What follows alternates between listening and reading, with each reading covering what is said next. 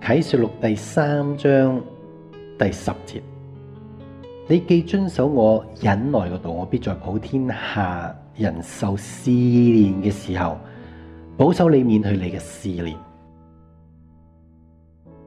即係話我未知道佢哋咁差，其實有好多嘢仲要 unfold 啊，所以我唔可以咁早成功。因為如果我成功嘅話，又受佢哋接納嘅話，你能夠想象佢哋隻都係白眼狼嚟噶嘛，個個都識得隱藏自己嗰啲衰嘢，走嚟話你好噶啦，明唔明啊？因為佢最好啦，捧到佢大腳，即係可以使佢自己都有好處啊嘛。就係咁樣啦，基督教就係真係咁，你有錢有人數有影響力，咁你就係好人咁樣噶嘛。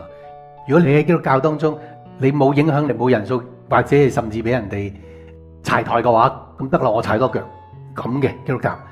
但我唔知啊嘛，因為我唔係咁嘅人，我以為佢哋都唔係咁嘅人啊嘛。所以變咗我唔可以咁早成功嘅，其實，所以變咗如果我一早相信呢個時代已經係完全成功嘅話咧，其實一定唔係神嘅心意，因為佢要揾另一個人行下條路，即係醫藥陰謀咁，邊個講啊？我唔講，你諗下，我講我相信，哦，個個接受，我唔使講醫藥陰謀啦，我唔使講科技陰謀啦，我唔使講經濟陰謀啦，係咪？但我唔講嗰啲係咪度先？我唔講嗰啲係度啊，咁邊個講啊？即係我唔打啲 boss。個 boss 喺咪度先？都喺度啊，係咪先？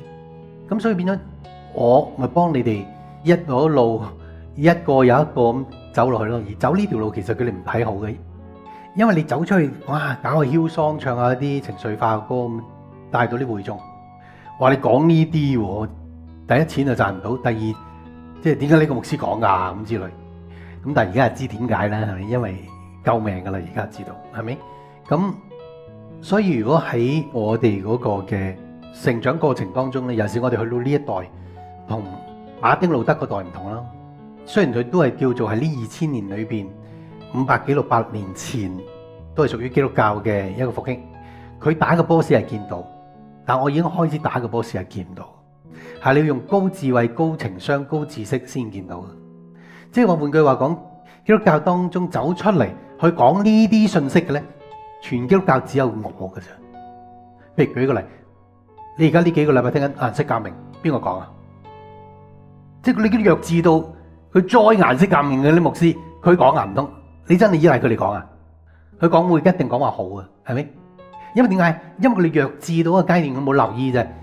你哋喺出邊聽所有嘅顏色革命咧，點解你下意識一係冇聽，但係一聽咧覺得佢其實係好嘅？因為美國就用咗佢哋嘅 BBC 啊、ABC 啊嗰啲咧，佢攞晒傳媒嘅力量啊嘛。由佢哋 present 嘅顏色革命不嬲都係講緊係好噶嘛。佢冇話俾你聽佢哋嗰種詭詐、嗰種詭計啊、嗰種屈枉正直啊、嗰種無中生有啊、嗰種根本係直情將佢哋嘅繁榮毀滅到變成一個殘渣嗰啲，佢哋唔講啊。佢全部鼓吹咗佢哋成功之後，跟住係第二間啦，跟住再第二單啦。一單單輪落去啦，所以變咗好多時啲人咧，尤其是香港嗰啲低能牧師啦，係嘛，即係佢識聽英文嘅，佢哋下意識都會覺得，我識聽英文啊，我就睇到呢啲嘅新聞㗎，即係其實而家我哋都係㗎。你哋邊個聽英文新聞？你哋邊個有聽英文新聞嘅時候？你哋聽印度講嘅，係咪？你哋邊個聽英文新聞嘅時候聽中東講嘅？你聽英文新聞一定聽美國、英國講嘅，係咪先？冇錯啦，佢話顏色革命係好咁樣，咁所以嗰啲哇自恃自己我讀書多啊，我識聽英文新聞㗎，我知顏色革命好，你揾佢哋講啊，係咪先？即係話我哋而家講緊我哋呢一代嘅大佬咧，打個波士見唔到係隱形嘅，俾嗰班即係紙醉金迷弱智嘅牧師去講啊，冇可能，一定係喺石安身份。所以我哋本身係有咁嘅 potential， 我哋教會有，我自己有，咁所以神唔會有得我哋咁早成功，然後留喺嗰個成功當中。你好我好咯，我費事你出邊咯，係咪？肚滿腸肥咁喺屋企享受我自己嘅退休人生咯，有個好教會，有經濟富足、人數夠多嘅教會咯，咁咪即係死喺安逸當中，係咪？咁所以神冇俾我哋成功，一路讓我哋一路喺神嘅聖靈帶領底下，一路覺得。究竟我哋係咪做錯咗呢？我哋可唔可以做得更好呢？咁一步一步行到而家嚟講，類似顏色革命呢啲嘅信息啊，醫藥陰謀呢啲嘅信息啊，疫症啊、Covid 啊、Plan X 呢啲信息咧，係只有石安講，係只有我哋先至會講，並且講到清清楚楚，講到好真實、好詳細。你唔可以留待呢一班牧師講噶啦。啟示錄第3章第10節，你既遵守我忍耐嘅道，我必在普天下受試煉嘅時候，保守你免去你嘅試煉。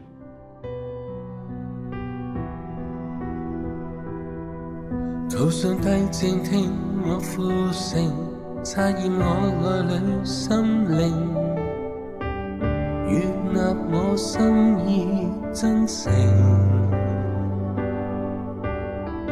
祈求主施恩傾聽，垂憐赦免給改正，塑造我心志堅正，心渴想跟隨神，於是引領，不猶豫，處變不驚，心確信，隨着我主腳蹤，並衝出困境，今快跑不延遲，滿載衝勁，立志不回頭，專一跟主到領，全力往天國路徑，願背負使命，一生盡拼。